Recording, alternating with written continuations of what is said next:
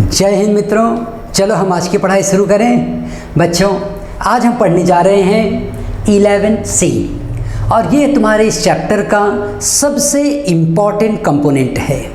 इसके पहले हमने जो कुछ भी पढ़ा वो एक समझो वार्म अप था, और आज जो हम पढ़ेंगे ये इस सब्जेक्ट का, इस चैप्टर का मेन मैसेज है, मेन कंटेंट है। एक मेन बात है जो तुम्हें समझाई जा रही है। वो क्या है? देखो, जब हम क्वाड्रिलेटरल कहते हैं, क्वाड्रिलेटरल, ये तुम किसी भी सब्जेक्ट स्ट्रक्चर को बोल सकते हो जिसके 4 साइड हों। 4 साइड्स हैं तो इट इज़ अ क्वाड्रिलेटरल, बात खत्म। लेकिन सिर्फ 4 साइड होना ही क्वाड्रिलेटरल तो बना देता है, लेकिन इस 4 साइड्स का आपस में क्या रिलेशन है, और उसके बाद इस एंगल्स का आपस में क्या रिलेशन है, ये सारी बातें इस क्वाड्रिलेटरल को अलग अलग फॉर्म देती हैं, अलग अलग रूप देती हैं, अलग अलग नाम देती हैं, और उसी की स्टडी आज हम करने जा रहे हैं। और तो पहली बात देखो, यहाँ पर जो हम डिस्कस करेंगे वो ये है कि पैरेलेलोग्राम ये क्या होता है। हम इसको कुछ इस तरह से समझेंगे कि क्वाड्रिलेटरल मतलब एक कॉमन पर्सन, एक इंसान जो सिविलाइजेशन के पहले हाथ है, पैर है, सर है, दिमाग है, तो वो इंसान। लेकिन जब उसके अंदर सिविलाइजेशन आया तब वो एक अलग रूप में आया, और यहाँ पर इस क्वाड्रिलेटरल का सिविलाइजेशन क्या है, जब ये अच्छे से पढ़ा लिखा स्कूल में, तब ये बन गया पैरेलेलोग्राम। इसके अंदर कुछ नियम आए, कुछ डिसिप्लिन आए, और कुछ इसने उस नियम डिसिप्लिन से हासिल किया। इसने क्या हासिल किया? इसके जो अपोजिट साइड्स हैं वो पैरेलल हैं और इक्वल हैं। ये साइड भी पैरेलल हैं और इक्वल हैं। एक जैसी डिज़ाइन जब मैं बनाता हूँ तो तुम उसे क्या मानोगे कि वो पैरेलल है और इक्वल। अब जब एरो बन गई इसका मतलब वो पैरेलल है, और जब इस तरह की डिज़ाइन बना दिया इसका मतलब दे आर इक्वल। और इक्वल के लिए एक शब्द है कॉन्ग्रुएंट। ये ज्योमेट्री में यूज़ किया जाता है, और ये सब जो हम पढ़ रहे हैं इस चैप्टर में, इस मैथमेटिक्स के किस सेक्शन में आता है? ज्योमेट्री के सेक्शन में आता है। ज्योमेट्री के सेक्शन में ये आ जाता है। तो हमने ये देखा कि जो क्वाड्रिलेटरल है वो एक जनरल ह्यूमन बीइंग है, लेकिन जब वो कुछ सी रूल्स, रेगुलेशंस, डिसिप्लिन में आता है, स्कूल में आके पढ़ता है, सिविलाइज्ड होता है, तब उसके अंदर ये प्रॉपर्टीज़ आती हैं। क्या प्रॉपर्टीज़ आती हैं? पहला, अपोजिट साइड्स आर कॉन्ग्रुएंट। याद रखो मैं क्या बोल रहा हूँ, कॉन्ग्रुएंट। कॉन्ग्रुएंट का मतलब याद रखना इक्वल। दूसरी उसके अंदर क्या प्रॉपर्टी आती है? इसमें जो दूसरी प्रॉपर्टी आती है वो ये आती है कि अपोजिट साइड्स आर पैरेलल। तो ये पैरेलल भी होना चाहिए और इक्वल भी होना चाहिए। पैरेलल है तो देखो ये इस तरीके से ये पैरेलल लाइन हो गई, और उसके बाद ये लाइन भी देखो क्या है, पैरेलल हैं। तुम जिस बुक में लिख रहे हो उसमें इस तरह की जो लाइनें बनी हुई हैं, ये सब कैसी लाइन हैं? पैरेलल लाइन्स हैं। तो ये पैरेलल हैं और इक्वल हैं। ये हुई पैरेलेलोग्राम की सबसे इम्पॉर्टेंट बात। अब जब दो लाइन पैरेलल होगी और ये भी दोनों लाइन पैरेलल रहेंगी तो फिक्स है कि इनके ये एंगल्स भी क्या रहेंगे, इक्वल रहेंगे। और इक्वल के लिए क्या वर्ड है हमारे ज्योमेट्री में, कॉन्ग्रुएंट। क्या वर्ड है, कॉन्ग्रुएंट। इसी तरह से ये एंगल भी क्या रहेगा, इक्वल। तो अब मैं यहाँ पे लिख रहा हूँ कि अपोजिट एंगल्स आर कॉन्ग्रुएंट। याद रखना, मैं ये नहीं बोल रहा हूँ ऑल एंगल्स आर इक्वल। सारे एंगल्स इक्वल नहीं हैं, खाली सामने सामने के इक्वल हैं।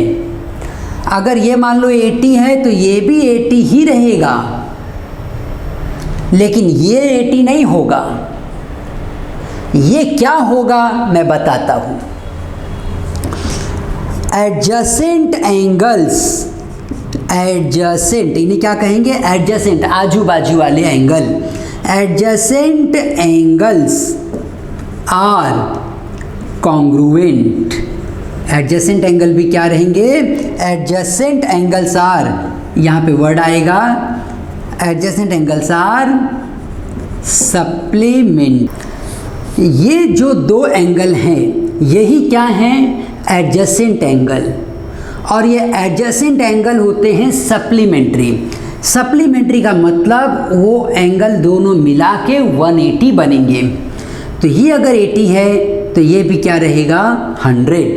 तो ये बन जाता है 180 डिग्री। मतलब ये दोनों मिल के जब 180 होते हैं तो उसे हम कहेंगे they are supplementary. So these adjacent angles are supplementary and opposite angles are congruent. इसका मतलब अगर ये 100 है तो इसके अपोजिट वाला भी क्या रहेगा, 100 रहेगा। अब हमने ये फर्स्ट, सेकेंड, थर्ड, फोर्थ ये प्रॉपर्टीज़ पढ़ ली, एंगल्स की बात की और साइड्स की बात की। अब ना हम यहाँ पे डायगोनल्स की बात करेंगे। किसकी बात करेंगे, diagonals. So we all know कि डायगोनल किसको कहते हैं। अपोजिट साइड, अपोजिट ये वर्टाइसेस को जब तुम मिलाओगे ये आएगा डायगोनल और ये भी क्या आएगा, डायगोनल। ठीक, डायगोनल्स के बारे में हम सिर्फ इतना बोलेंगे, diagonals, diagonals, diagonals bisect each other, bisect each other. बस हम क्या कहेंगे, डायगोनल्स बाइसेक्ट ईच अदर। मतलब अगर इस डायगोनल ने इसको कट किया तो हाफ पे कट करेगा। मतलब अगर डायगोनल 10 का था तो 5 हो जाएगा, और यहाँ पे अगर 4 था तो 2 हो जाएगा। सिर्फ और सिर्फ हम एक बात कह रहे हैं, डायगोनल्स बाइसेक्ट ईच अदर, और कुछ नहीं बोल रहे हैं। याद रखना, डायगोनल जस्ट बाइसेक्ट करेंगे, ये बात हो गई। तो ये 5 पॉइंट जो हैं पैरेललोग्राम के नाम एकदम अपने माइंड में तुम बैठा लो। पैरेललोग्राम मतलब opposite sides are parallel and equal, opposite angles are equal, equal मतलब कॉन्ग्रुएंट। उसके बाद एडजेसेंट एंगल्स आर सप्लीमेंट्री। उसके बाद डायगोनल्स के लिए एक ही बात बोलोगे, they bisect each other. Each other का मतलब क्या हुआ, मतलब ये भी उसको बाइसेक्ट करेगा, वो भी इसको बाइसेक्ट करेगा। बाइसेक्ट का मतलब 2 इक्वल पार्ट में डिवाइड कर देगा। अच्छा, तो ये हुआ पैरेललोग्राम, जो पहले जंगल में यहाँ वहाँ भटक रहा था, पहली बार स्कूल में गया, पढ़ा, टीचर्स के डिसिप्लिन को फॉलो किया, और उसके बाद एक सिविलाइज्ड फॉर्म में, डेवलप्ड फॉर्म में बाहर आया, और क्या बना, पैरेललोग्राम। लेकिन क्या ये इतना ही पढ़ाई करेंगे, क्या हम खाली स्कूल तक ही पढ़ाई करते हैं? हम कॉलेज में भी जाते हैं। तो अब ये पैरेललोग्राम स्कूल से निकल के कॉलेज में जाएगा। तो देखो क्या होता है, जब ये कॉलेज में जाएगा तो क्या बनेगा वो देखो। अब जैसे तुम स्कूल से पढ़ के निकलोगे जब, तब 12th तक तुम्हारा समझो स्कूलिंग हो गई। 12th कॉलेज होता है, जूनियर कॉलेज, लेकिन उसके बाद कोई इंजीनियर बनेगा, कोई डॉक्टर बनेगा, कोई बिजनेसमैन बनेगा, इस तरह से अपनी अपनी लाइन आप लेते हो। तो यहाँ पे पैरेललोग्राम जब और आगे बढ़ा तब वो एक रेक्टेंगल बन गया। जब ये रेक्टेंगल बना तो इसके अंदर वो सारी प्रॉपर्टी थी जो एक पैरेललोग्राम में होती है। जैसे अगर कोई डॉक्टर बन गया है तो ये पक्की बात है कि उसने 12th तक तो पढ़ाई किया ही किया होगा। 12th तक का जो भी पढ़ाई है वो सब उसके पास है, प्लस उसने एक्स्ट्रा पढ़ाई डॉक्टर की डायरेक्शन में की, मेडिसिन की डायरेक्शन में की, इसलिए आज वो डॉक्टर बना। तो कहने का मतलब ये है कि ये पैरेललोग्राम से बन के आया है। जब पैरेललोग्राम से बना है तो पैरेललोग्राम की सारी प्रॉपर्टियां इसके अंदर रहेंगी, लेकिन थोड़ी और ज़्यादा आ जाएंगी, थोड़ा सा मॉडिफिकेशन हो जाएगा, थोड़ा सा और डेवलप हो जाएगा। 10th तक भी बच्चे बायोलॉजी पढ़ते हैं, 12th में भी बायोलॉजी पढ़ते हैं, लेकिन जब वो मेडिसिन में जाते हैं तब वही बायोलॉजी कितना डिटेल में पढ़ते हैं। तो उसी तरह से यहाँ पर ये पैरेललोग्राम था, अब ये और डेवलप हो गया तो बन गया रेक्टेंगल। इसका नाम क्या है? रेक्टेंगल।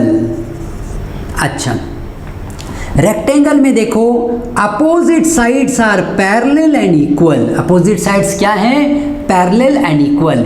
याद करना, ये तुम्हारे पैरेललोग्राम की प्रॉपर्टी है ना, अपोजिट साइड का। तुम यहाँ पर लिखेंगे इसकी पहली property, opposite sides are parallel, और दूसरा पॉइंट लिखेंगे opposite sides are congruent. Congruent, opposite sides are congruent. उसके बाद हम पैरेललोग्राम में क्या कहते थे, मैं लिख रहा हूँ, अपोजिट साइड्स आर पैरेलल कहते थे ना, और क्या कहते थे? Opposite sides are congruent. हम कहते थे कि opposite angles are equal. Equal के बदले हम क्या वर्ड यूज करते हैं? कॉन्ग्रुएंट। ठीक है, अपोजिट एंगल के लिए यहां पर भी वो कॉन्ग्रुएंट हैं, लेकिन यहां पर एक और बात हो गई, आप उस एंगल को आप एक वैल्यू देते हो कि भाई ये 90 डिग्री के हो जाते हैं, सारे एंगल 90 डिग्री के हो जाते हैं। तो इसकी प्रॉपर्टी में जो था कि opposite angles are congruent, congruent तो हैं, लेकिन और एक्स्ट्रा क्वालिफिकेशन आ गया। क्या एक्स्ट्रा क्वालिफिकेशन आया? यहाँ पे तुम लिखोगे ऑल एंगल्स आर 90 डिग्री। जब तुमने बोल दिया ऑल एंगल्स आर 90 डिग्री, इसका मतलब अपोजिट एंगल्स आर इक्वल भी हो गए, एडजेसेंट एंगल्स आर सप्लीमेंट्री भी हो गए। ये बोला था ना तुमने यहाँ पे, एडजेसेंट एंगल्स आर सप्लीमेंट्री, मतलब 180। तो ये दोनों मिला के 180 तो हो रहे हैं। कहने का मतलब ये है ना कि मैं क्यों इनको रिलेट कर रहा हूँ, क्योंकि पैरेललोग्राम की सारी प्रॉपर्टियाँ यहाँ पर हैं, प्लस थोड़ी और डेवलप होके। क्या डेवलपमेंट देखा तुमने? हमने ये देखा कि एंगल की कोई वैल्यू वहाँ तुमने नहीं बोली थी, खाली हमने ये कहा था कि एंगल्स आर कॉन्ग्रुएंट, लेकिन यहाँ हम उस एंगल को एक वैल्यू दे रहे हैं। क्या वैल्यू दे रहे हैं? 90 डिग्री। मतलब हम नहीं दे रहे, वो है उसकी वैल्यू, फिक्स है 90। वो कभी 91 भी नहीं होगी, 89 भी नहीं होगी, 90 मतलब 90। अब उसके बाद हम थर्ड पॉइंट के बाद फोर्थ पॉइंट पर आ जाते हैं। हमारा फोर्थ पॉइंट देखो क्या कह रहा है। हमने यहाँ पर देखो डायगोनल्स के लिए क्या कहा था, क्या कहा था डायगोनल्स के बारे में? हमने कहा था डायगोनल्स बाइसेक्ट ईच अदर। इसके सिवा और कुछ बोला था क्या हमने? नहीं बोला था। यहां पर अब हम कहेंगे डायगोनल्स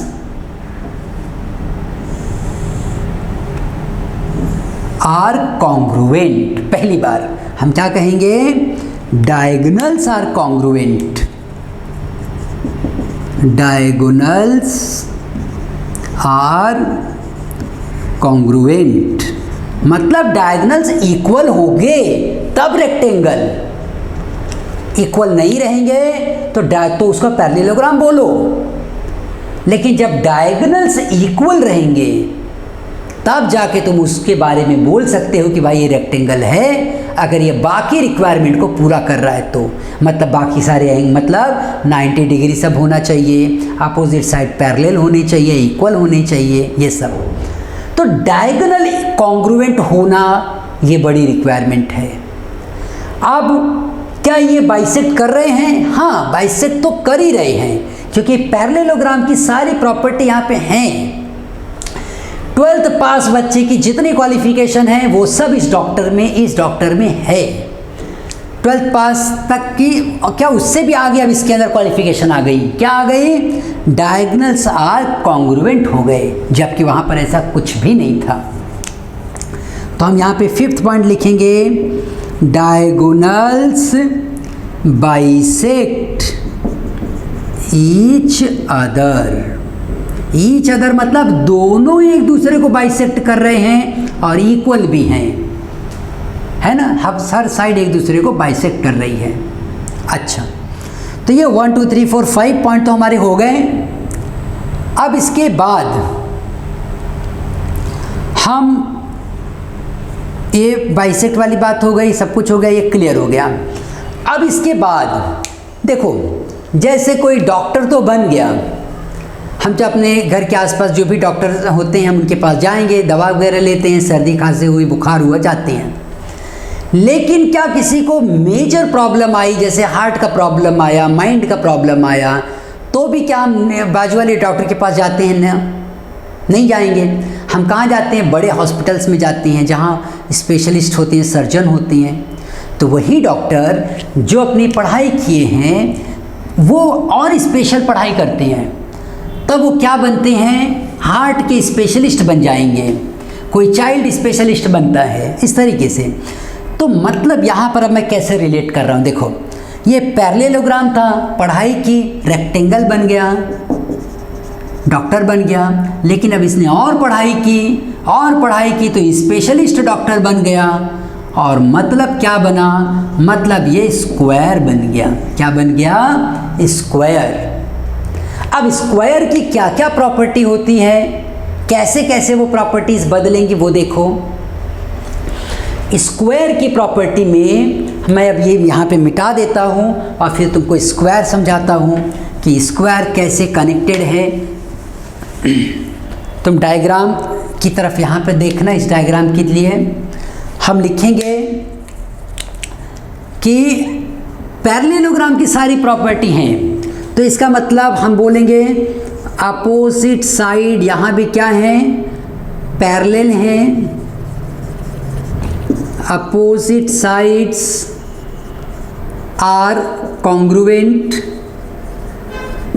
लेकिन स्क्वायर में सिर्फ अपोजिट साइड कॉन्ग्रुएंट नहीं होते हैं, ऑल साइड कॉन्ग्रुएंट हो जाते हैं। ये मॉडिफिकेशन आया।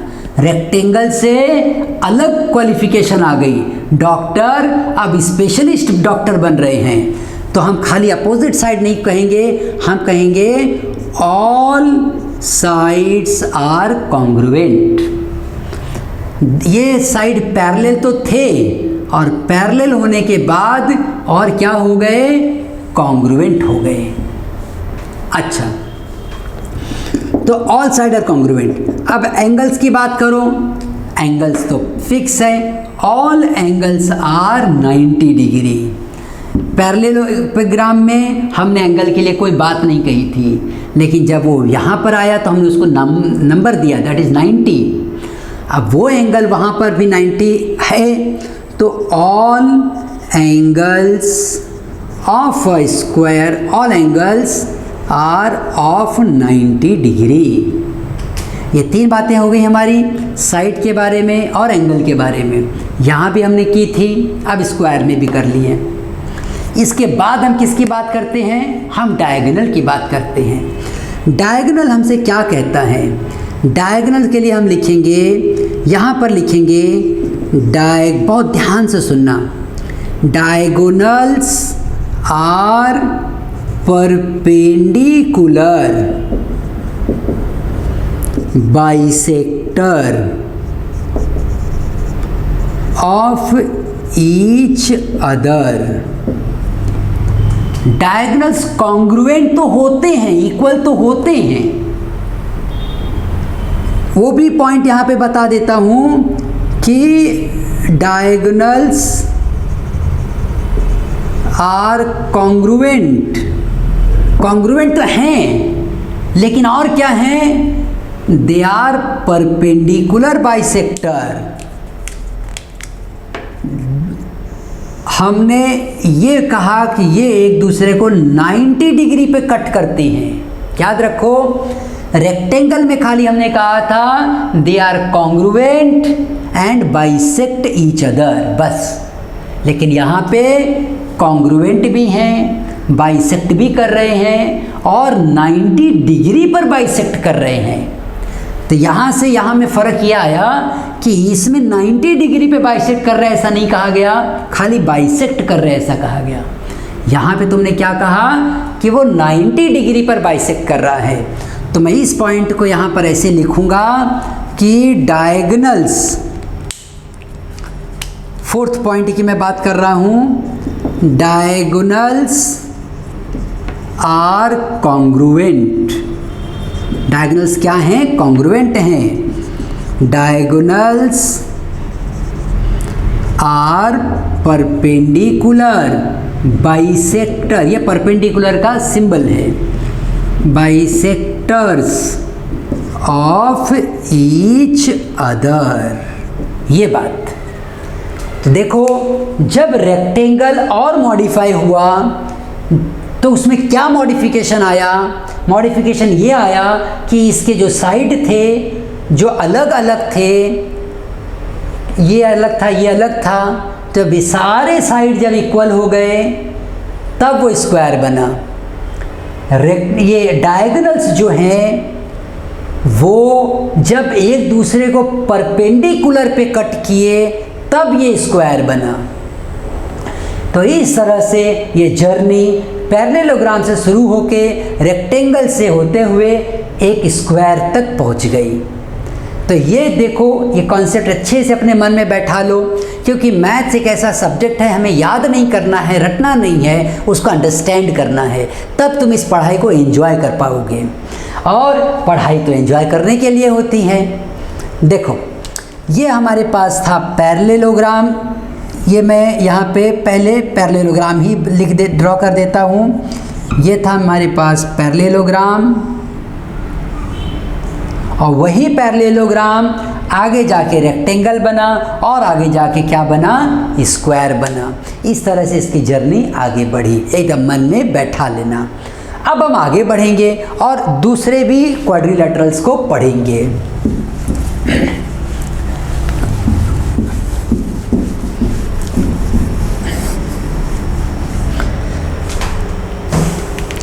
यही पैरेललोग्राम जो हमारे पास यहाँ पे एक स्ट्रक्चर है, ये पैरेललोग्राम आगे क्या क्या मॉडिफिकेशन दिखाएगा वो समझो। इस पैरेललोग्राम में जब तुम ये कहते हो कि only opposite sides are parallel, खाली अपोजिट साइड्स पैरेलल हैं, इक्वल नहीं है, ये क्या है? पैरेलल है, तब ये बन जाएगा एक ट्रेपेजियम। क्या बन जाएगा? ट्रेपेजियम। और इसी को ट्रेपेजॉइड भी कहेंगे। ट्रेपेजियम भी बोलोगे तो भी वही बात है, ट्रेपेजॉइड कहोगे तो भी वही बात है। अब जैसे स्कूल में हर बच्चा तो मेडिसिन में जाके डॉक्टर ही नहीं बनेगा, किसी को इंजीनियरिंग में इंटरेस्ट होगा, किसी को आर्ट्स में इंटरेस्ट होगा, किसी को बिजनेस में इंटरेस्ट होगा। तो इस तरीके से अलग अलग चेंजेस होंगे, अलग अलग वेरिएशंस आएंगे। उसी तरह से ये पैरेललोग्राम का तुमने एक डायरेक्शन का चेंज देखा कि कैसे रेक्टेंगल बना तो कैसे स्क्वायर बना। अब हम दूसरे डायरेक्शन का चेंज देख रहे हैं कि हमने खाली यहाँ पे रखा कि opposite sides are parallel. Condition क्या है? Opposite sides are parallel. अगर अपोजिट साइड खाली पैरेलल है तो क्या होता है? अपोजिट साइड पैरेलल है तो इसमें हम ये लिखेंगे कि भाई ये अलग अलग तरह की पॉसिबिलिटी है। एक पॉसिबिलिटी देखो ऐसी भी है जिसमें ये सब खाली पैरेलल हैं दो, बाकी ये साइड अलग है, ये साइड अलग है। मतलब अगर ये 2 है तो ये 3 है। तो जब ये नॉन पैरेलल साइड है, इसको क्या बोलते हैं हम लोग? नॉन पैरेलल साइड, वो अनइक्वल है, तब हम इसको कहेंगे स्केलेन ट्रेपेजॉइड।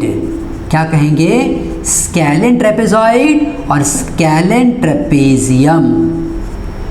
स्केलेन ट्रेपेजियम, जैसे स्केलेन ट्रायंगल पढ़े हो ना, ऑल साइड्स आर डिफरेंट, तो उसी तरह से यहाँ भी हो गया स्केलेन ट्रेपेजियम। लेकिन जब नॉन पैरेलल साइड, याद रखना नॉन पैरेलल साइड मतलब मैं किसकी बात कर रहा हूँ? नॉन पैरेलल साइड मतलब मैं यहाँ की बात कर रहा हूँ, ये साइड, इसको नॉन पैरेलल साइड बोलेंगे। अब ये जो नॉन पैरेलल साइड हैं, उसी नॉन पैरेलल साइड को जब नॉन पैरेलल साइड इक्वल होंगे, कॉन्ग्रुएंट होंगे, नॉन पैरेलल कॉन्ग्रुएंट होंगे, तब हम इसे कहेंगे आइसोसेलस। आइसोसेलस ट्रेपेजियम या फिर ट्रेपेजॉइड। आइसोसेलस ट्रायंगल देखो तुमने पढ़ा है ना, आइसोसेलस ट्रायंगल, वैसे ही आइसोसेलस ट्रेपेजियम आया। कंडीशन क्या रहेगी? खाली ये नॉन पैरेलल साइड्स को इक्वल होना है बस। अच्छा, अब अगर ऐसा हुआ तो इसमें क्या क्या प्रॉपर्टीज आएंगी वो देखो।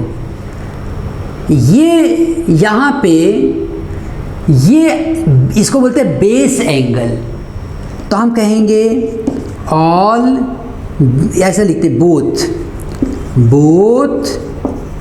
Base angles are congruent. ये दोनों कॉन्ग्रुएंट है मतलब इक्वल हैं। उसी तरीके से ये दो एंगल भी आपस में क्या रहेंगे? इक्वल। फिर लिखेंगे third point, both base angles, ऐसा लिखते हैं, बोथ बेस एंगल्स ऑन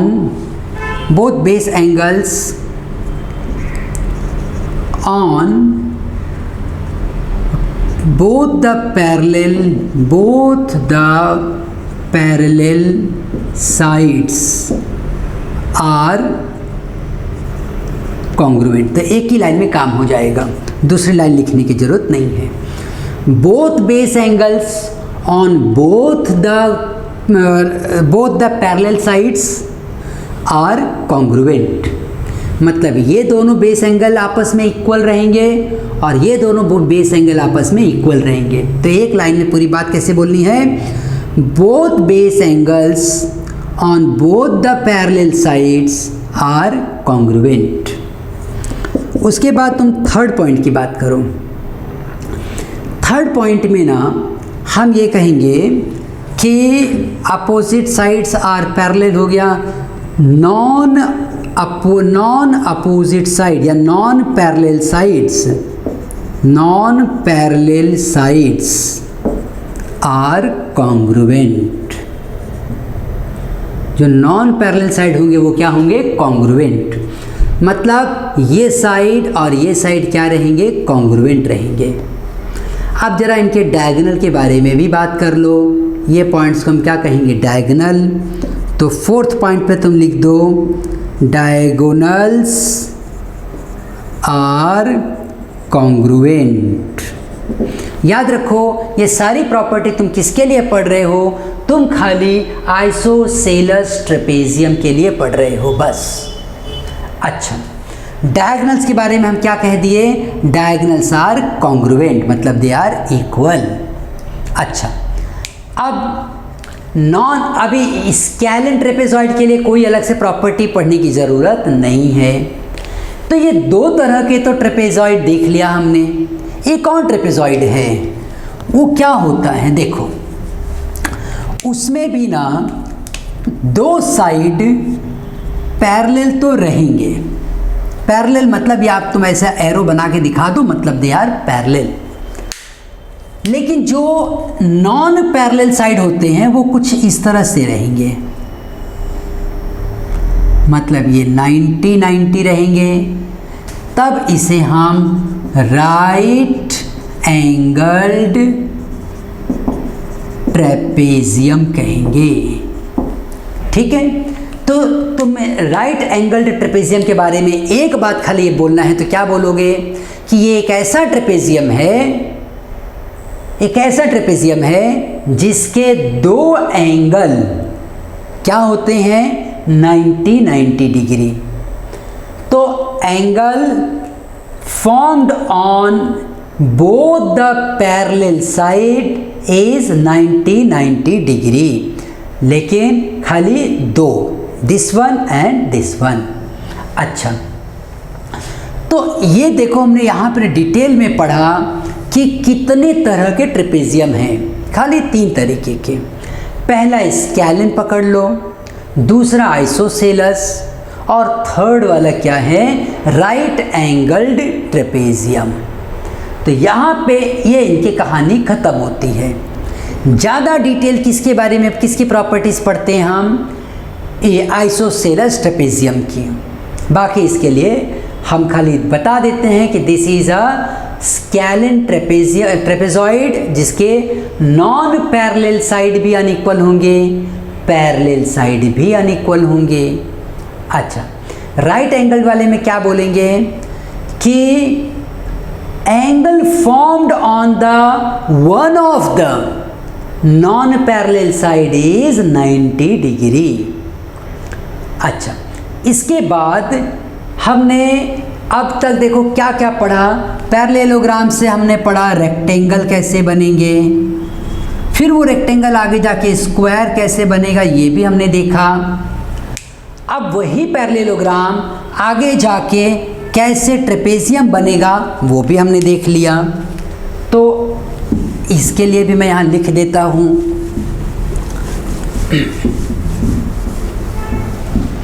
यही पैरेललोग्राम एक तरफ गया तो क्या बना, ट्रेपेजियम बना। कितने तरह के ट्रेपेजियम देखे तुमने, 3 तरह के ट्रेपेजियम देख लिए। पहला कौन सा देखा, सबसे पहला मैंने जो तुम्हें पढ़ाया वो स्केलेन, दूसरे स्केलेन ट्रेपेजियम, दूसरे वाले को तुम बोल दो राइट एंगल नाम दे दो, और थर्ड वाले को नाम दे दो आइसोसेलेस। ऐसा ऑर्डर में चलते हैं, इस तरह का ऑर्डर रखते हैं। अच्छा, तो पैरेललोग्राम से क्या क्या बन रहा है वो सब हमने देखा। अब इसके बाद हम देखते हैं और क्या पॉसिबल है। हमारे पास ये हमारा पैरेललोग्राम है, और यही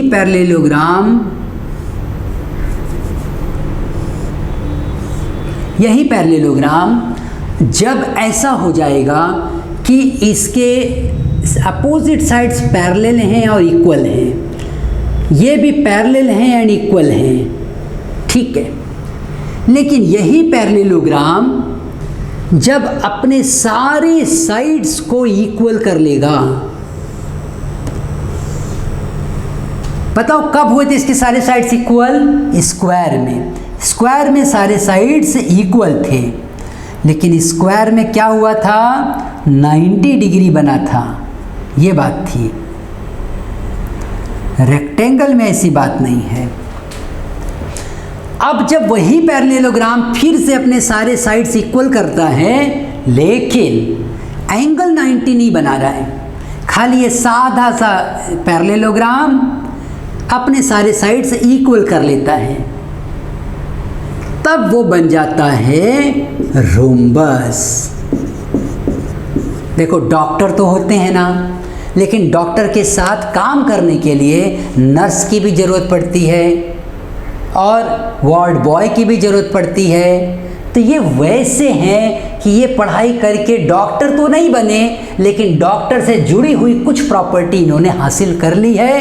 कौन सी प्रॉपर्टी डॉक्टर से जुड़ी हुई हासिल की है बताओ? All sides are equal. तो इनके क्या हैं, ऑल साइड्स क्या हो गए, इक्वल हो गए। तो ये थोड़ा थोड़ा डॉक्टर जैसा दिखने लगे, लेकिन डॉक्टर नहीं है, मतलब this is not the square, खाली इसमें ऑल साइड्स इक्वल हैं, लेकिन कोई साइड्स 90 डिग्री नहीं है। तो रोम्बस के बारे में हम लिख देते हैं कि पैरेललोग्राम है तो इसके प्रॉपर्टीज़ हमें पता है, अपोजिट साइड्स आर पैरेलल। उसके बाद तुम कह दो कि ऑल साइड्स आर कॉन्ग्रुएंट। यही बात है जो इसको खास बना रही है। Third, pair of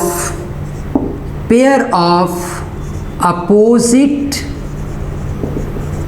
angles are congruent. Opposite angles क्या हैं, कॉन्ग्रुएंट। अब एक ऐसी बात आएगी जो इसको उस डॉक्टर से अलग लेके जाएगी। वो कौन सी बात आएगी कि a pair of opposite angles are, a pair of opposite angles are acute angles. Acute angles मतलब लेस देन 90। और उसके बाद बोलो फिफ्थ पॉइंट में, a pair of opposite angles are obtuse angle. Obtuse मतलब मोर देन 90, है ना यही बात जो इसको स्क्वायर से अलग कर रही है। क्योंकि स्क्वायर में तो हमने एकदम साफ देखा था कि भाई सब एंगल क्या है, 90। लेकिन यहाँ पे रोम्बस में तुम क्या देखते हो कि दो एंगल ऐसे हैं जो 90 से ज़्यादा हैं, इसलिए हम उसको क्या कहते हैं, ऑब्ट्यूज। और अगर 90 से कम है तो हम उसे क्या कहेंगे, एक्यूट। अच्छा, अब इतनी प्रॉपर्टीज़ तो हमने यहाँ पे पढ़ ली कि भाई रोम्बस क्या है, उसकी क्या प्रॉपर्टी है। हमने ट्रेपेजियम भी पढ़ लिया, तो मतलब हमें ये पता चलता है कि हमारा ये पैरेललोग्राम रोम्बस भी बनेगा। और रोम्बस बनेगा तो कैसा दिखेगा, रोम्बस बनेगा तो हम बता देते हैं वो कैसा दिखेगा। वो ऐसा कुछ दिखेगा जिसमें और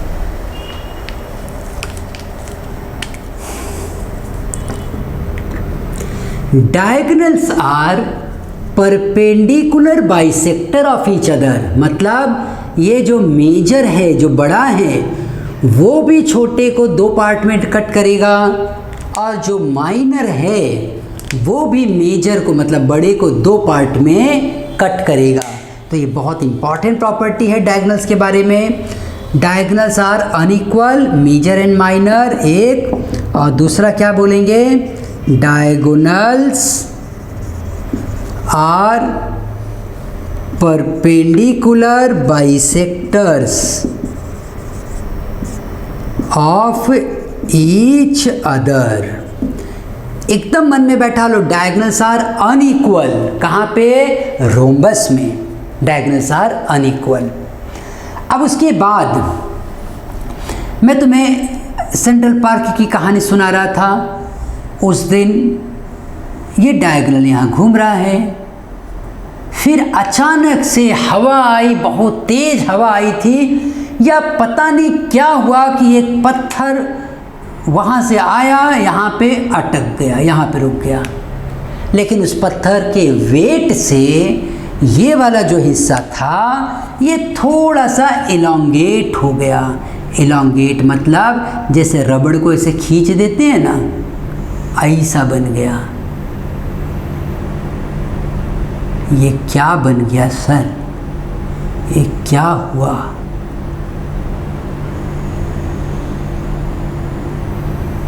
अरे बाबा, ये क्या हुआ? ये एक साइड नीचे खिंच गया और ये रोम्बस से कुछ और बन गया। इसे क्या कहते हैं? इसे काइट कहते हैं। क्या कहते हैं? काइट। देखो, इसके ये जो साइड थे जो इक्वल थे वो अभी भी इक्वल हैं, लेकिन ये साइड अलग हो गए क्योंकि खिंच गया था नीचे। ये देखो, ये साइड अलग हो गए उससे, लेकिन दोनों साइड से खिंचा है इसलिए दोनों साइड से इक्वल है। ठीक, ये एंगल अलग हो गए, ये एंगल अलग हो गए, लेकिन ये दोनों एंगल क्या हैं? अभी भी सेम। ये अभी भी है परपेंडिकुलर, लेकिन ये बाइसेक्ट पे है आधा, लेकिन ये खिंच गया ना, लंबा बड़ा हो गया, तो ये बाइसेक्टर नहीं है। तो यहाँ से हमें मिलती है काइट और काइट की प्रॉपर्टीज़। तो क्या प्रॉपर्टी है काइट की? देखो, हम लिखेंगे, पहली बात हम इसके साइड्स की बात करेंगे। पहला, वन पेयर, ऐसा लिखते हैं, pair of adjacent side are equal. दिख रहा है तुम्हें? Pair of adjacent sides are equal. Pair of adjacent sides are equal. दूसरा, एडजेसेंट साइड की बात हो गई। फिर खाली देखो, रोम्बस में क्या था? सारे एंगल इक्वल थे, मतलब ये दो 90 से ज़्यादा और ये दो 90 से कम, ऐसी बात तय थी। लेकिन यहाँ पे क्या हो गया? खाली ये दो एंगल इक्वल हैं, ये एंगल अलग हो गया, ये एंगल अलग हो गया। तो यहाँ पे स्पेशली याद रखना, काइट में खाली one pair, only one pair of opposite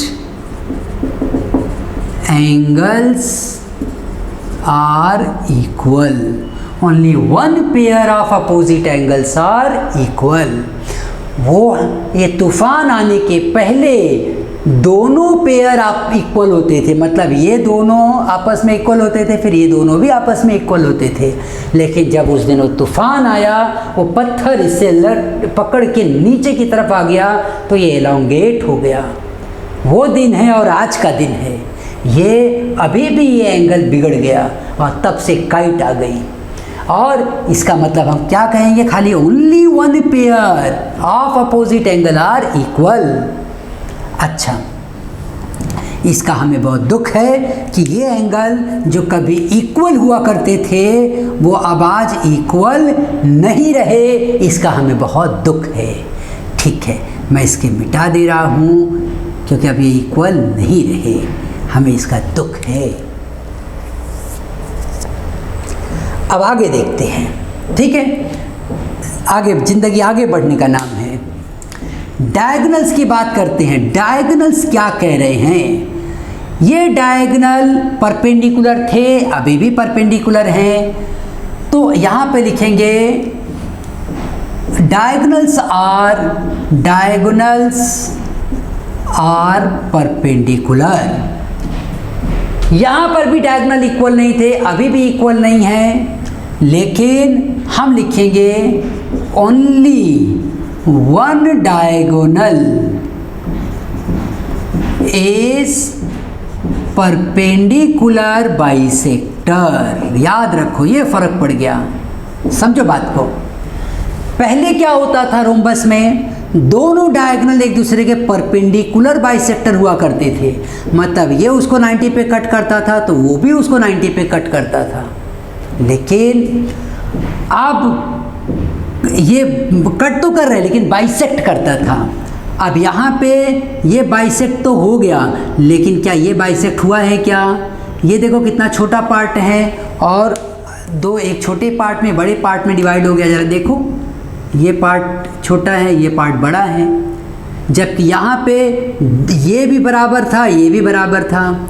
उसके बाद ये पार्ट जितना होता था उतना ही ये पार्ट होता था।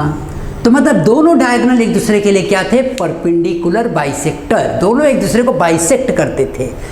अब यहाँ पे खाली एक है डायगोनल जिसको ये वाला बाइसेक्ट कर रहा है, लेकिन उसको कोई बाइसेक्ट कर पा रहा है क्या? नहीं। दूसरा डायगोनल उसको बाइसेक्ट कर पा रहा है क्या? नहीं।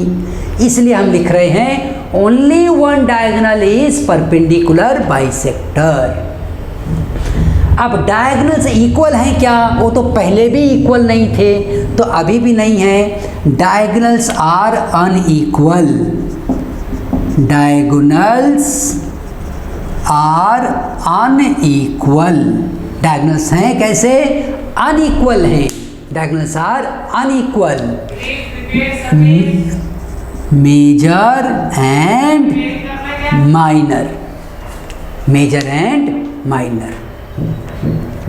अच्छा, तो ये हमने काइट पढ़ा। काइट कहाँ से बना वो भी समझ लो। पहले तुम्हारे पास क्या था? रोम्बस। और वही रोम्बस आगे चल के क्या बन गया बताओ? काइट। यही आगे चल के क्या बन गया? काइट। मैं एकदम उनके जैसा अपना डायग्राम है ना वैसा बनाता हूँ, तो क्या होता है कि हमको काइट भी समझना बहुत आसान हो जाता है। ये तो रोम्बस हो गया। अब वहाँ पे ये साइड, अब ये आया तूफान, ये आया तूफान और ये बन गई काइट। ठीक, तो इसको हम क्या नाम देते हैं? काइट। ये क्या था? रोम्बस। तो ये रहा बच्चों, ये तुम्हारा कंप्लीट स्ट्रक्चर, कंप्लीट डायग्राम। तो ध्यान से देखो दोस्तों, एक था हमारे पास पैरेललोग्राम। जरा उसका भी स्ट्रक्चर बना देते हैं, नहीं तो बोलेगा सर ने सबका स्ट्रक्चर बनाया, मेरा स्ट्रक्चर नहीं बनाया। तो ले भाई, तो दुखी मत हो, मैं तुझे भी स्ट्रक्चर बना दे रहा हूँ। ये है क्या? पैरेललोग्राम। और यही पैरेललोग्राम आगे जाके बना रोम्बस, और वही रोम्बस आगे जाके बना काइट। यही आगे जाके बना रेक्टेंगल और आगे जाके बना स्क्वायर। और यही पैरेललोग्राम यहाँ जाके बना ट्रेपेजॉइड। लेकिन फ़र्क क्या है? ट्रेपेजियम बनते वक्त इसमें काफ़ी सारे चेंजेस हो गए, ज़्यादा चेंजेस हुए। अच्छा, अब यहाँ पे तुम्हारे एग्ज़ाम में से अलग अलग क्वेश्चन आएंगे। लोग कहेंगे every parallelogram is a rhombus, but every rhombus is not the parallelogram। तो ट्रू या फॉल्स? फॉल्स। क्यों? क्योंकि हर पैरेललोग्राम रोम्बस है क्या? नहीं। लेकिन हर रोम्बस कहाँ से आया है? पैरेललोग्राम से आया है। जैसे हर पढ़ा लिखा आदमी क्या डॉक्टर होता है क्या? नहीं। लेकिन हर डॉक्टर एक पढ़ा लिखा आदमी होता है, ये बात है। तो ठीक है, तो यहाँ पर देखो आज हमने इसके इंट्रोडक्शन को डिस्कस किया। हम अपने अगले लेक्चर में इसके न्यूमेरिकल्स को सॉल्व करेंगे। तब तक खूब जम के पढ़ते रहो। और एक मैसेज जो तुम्हें अपने दोस्तों के साथ भी शेयर करना है, वो क्या मैसेज है बताओ? ये है कि तुम्हारे इस मार्च के एग्ज़ाम के बाद से तुम्हारी 9th क्लास स्टार्ट होने जा रही है। इवनिंग में लेक्चर्स रहेंगे 4 PM के बाद। ऑल सब्जेक्ट होंगे, math, science and history, geography and all languages. तो इसके एडमिशन्स तुम्हारे 8th का भी एग्ज़ाम जब ख़त्म होगा उसके बाद स्टार्ट हो जाएगा। तो आप सब अपने पेरेंट्स के साथ यहाँ पे क्लास में आ सकते हो। ठीक है, तब तक खूब अब हम फिर मिलेंगे अपने अगले वीडियो में। खूब जम के पढ़ाई करो। आओ हम एक साथ कहें, भारत माता की जय।